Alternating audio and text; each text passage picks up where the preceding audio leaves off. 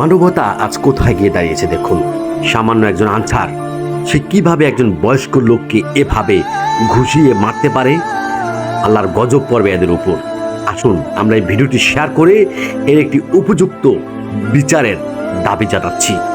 এটি আমাদের নৈতিক দায়িত্ব। দেখুন এই মুরব্বীকে কিভাবে ঘুষিয়ে কিভাবে আহত করলো।